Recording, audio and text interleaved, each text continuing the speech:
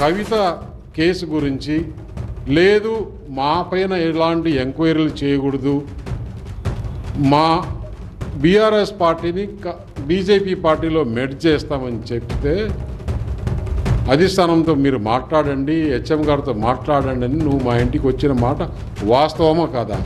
Clipping చూశారు కదా, క్లిప్పింగ్లో CM Ramesh ఏం చెప్తున్నాడు అంటే, కేటీఆర్ గారు నా దగ్గరికి వచ్చి నన్ను కవిత మీద మా మీద ఏం కేసులు లేకుండా చేస్తే మేము మెర్జ్ చేస్తామని చెప్పినాడు, నా దగ్గరికి వచ్చి అని చెప్తున్నాడు.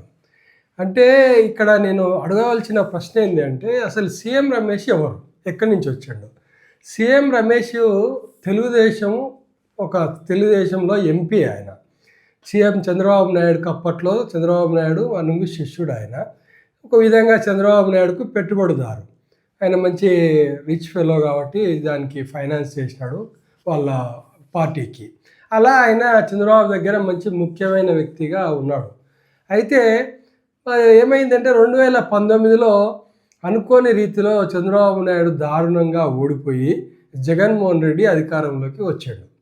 జగన్మోహన్ రెడ్డి అధికారంలోకి వస్తానే వీళ్ళకి భయం ముట్టుకుంది, ఎక్కడ లోపలేస్తాడో అని చెప్పి ఈ క్యాపిటలిస్టులు అంటే రిచ్ మన ధనవంతులంతా, అందులో సుజనా చౌదరి, ఈయన సీఎం రమేష్ లాంటి వాళ్ళంతా తొందరగా చదువుకొని బీజేపీ అండగోరారు. ఇక బీజేపీ కూడా అదే కదా, బీజేపీలో ఇవాళ రేపు ఆపోజిషన్ పార్టీలన్నీ చెప్పేది అదే కదా, బీజేపీలోకి పోతే ఎటువంటి నేరాలు చేసైనా సరే బీజేపీలోకి పోతే వాషింగ్ మిషన్ లాగా దాంట్లో పోతే పునీతులు అయిపోతారని చెప్పుకుంటారు. ఆ విధంగానే వీళ్ళందరినీ సుజనా చౌదరిని సీఎం రమేష్ను బీజేపీలో చేర్చుకొని వాళ్ళు అక్కడ పునీతులు అయిపోయారు. అంటే వాళ్ళ మీద ఏం కేసులు లేకుండా రక్షించుకున్నారు. అలాగే ఆ మధ్య ఈటెల రాజేందర్ కూడా అదే పని చేసిండు. సో ఇది ఎందుకు చెప్తున్నాను అంటే, అలాంటి వ్యక్తి అసలు బీజేపీ సిద్ధాంతాలను, బీజేపీ ఏబీవీపీ కార్యకర్తగా ప్రారంభించో, ఆర్ఎస్ఎస్ కార్యకర్తగా ఉండో బీజేపీలో ఉన్న వ్యక్తి కాదు సీఎం రమేష్. అతనే ఒక దాంట్లోకి వచ్చిన మైగ్రేటెడ్ అయినటువంటి లీడరు. అతని దగ్గరికి కేటీఆర్ పోయి చెప్పుకున్నాడంటే ఇంకా ఇప్పుడు ఎట్లుంటుందంటే, రెండు రాయి కొట్టుకుంటే ఏమొస్తుంది, సున్నం వస్తుంది.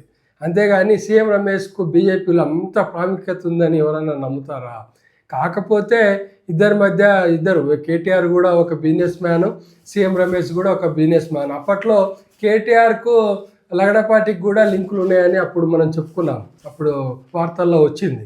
అంటే ఆంధ్ర వాళ్ళతోటి బిజినెస్లు చేయడం తెలంగాణ వాళ్ళకి అలవాటే.